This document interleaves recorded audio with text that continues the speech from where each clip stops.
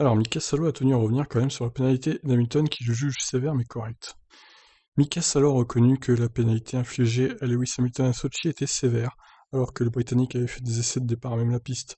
L'ancien pilote devenu commissaire note toutefois que les sanctions étaient en accord avec ce que prévoit le règlement. C'était une violation claire des règles, donc il fallait des sanctions, a-t-il déclaré.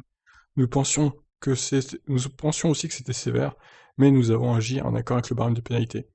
Salo revient sur la suppression a posteriori des points de pénalité infligés initialement à Hamilton.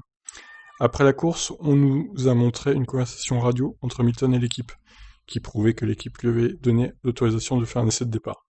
Il y a eu un problème de communication car Mercedes ne voulait pas qu'Hamilton fasse l'essai de départ aussi loin qu'il l'a fait. Ils ont accepté les autres pénalités.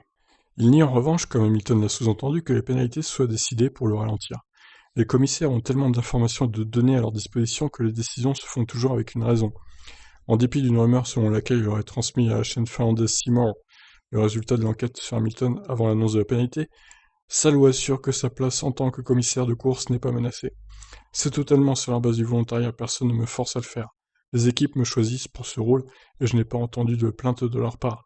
Les pilotes devraient savoir que je suis le commissaire qui juge avec le point de vue du pilote. Je suis de leur côté. D'accord, bon. Petite mise au point de Mika Salo, du coup. On va pas l'accabler, hein, c'est bon, il va falloir passer à autre chose, hein. Les pénalités. Bon, la pénalité d'Hamilton, certes, ça lui a fait perdre la deuxième place, on va dire, mais encore une fois, il aurait peut-être pas gagné, donc je pense qu'au final, c'est pas non plus hyper punissant pour le pilote anglais, surtout que là, ces 2 points de pénalité, au final, bah, ça a été retiré, donc ça va, il faudrait peut-être passer à autre chose maintenant. Je pense qu'il y aura plus d'actu sur ça maintenant que Salo a mis au point ses dires, ses déclarations.